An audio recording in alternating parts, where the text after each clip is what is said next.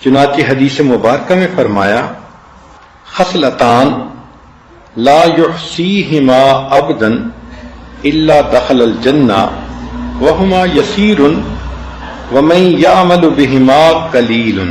سبحان اللہ۔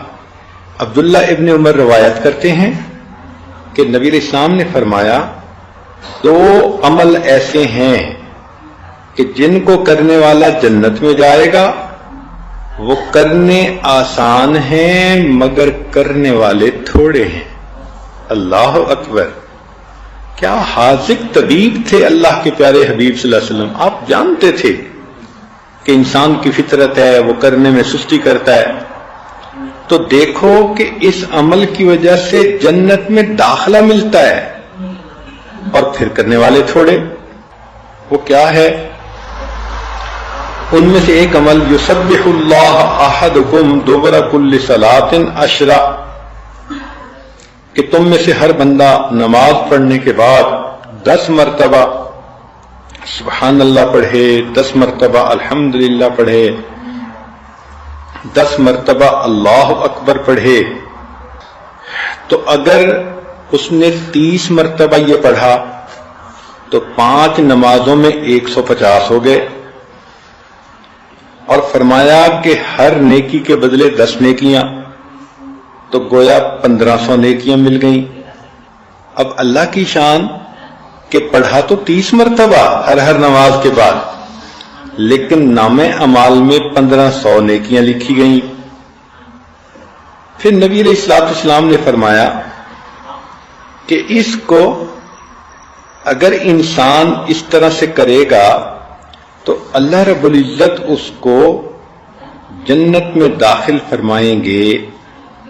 قیل یا رسول اللہ، پوچھا گیا اے اللہ کے حبیب صلی اللہ علیہ وسلم کیف لا یحصیہا، یہ عمل ہے تو چھوٹا سا، اس کو لوگ کیوں نہیں کریں گے؟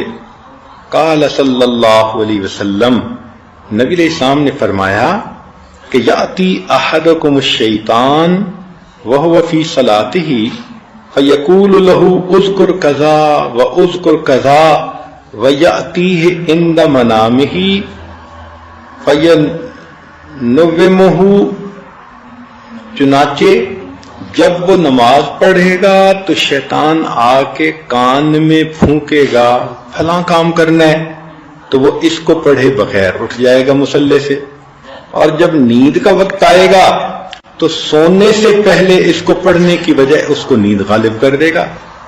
اس وجہ سے عمل تو یہ چھوٹا سا ہے اور جنت ملتی ہے مگر کرنے والے تھوڑے ہیں۔ اب دیکھیں نبی علیہ السلام کی بات 100% صحیح۔ ہم نمازیں تو پڑھتے ہیں مگر نماز کے بعد اذکار کوئی نہیں ہوتے الا ماشاء اللہ۔ خوش نصیب عورتیں ہوں گی جو تسبیحات فاطمہ ہی پڑھ لیتی ہوں، اور کئی تو آیت الکرسی بھی نہیں پڑھتی، حالانکہ اتنی اہمیت ہے اس کی۔ اور یہ باقی اذکار یہ تو ذہن میں خیال ہی نہیں جاتا۔ تو ذرا نماز کا سلام پھیرا اور شیطان نے خیال ڈالا میرا فلاں کام رہ گیا فلاں، بھائی جہاں 10 منٹ نماز میں لگے تو 5 منٹ اور سے ہی۔ تو تسلی کے ساتھ نماز کے بعد کے ان اذکار کو کرنا چاہیے تاکہ اللہ تعالیٰ اس کے بدلے ہمیں جنت عطا فرما دے۔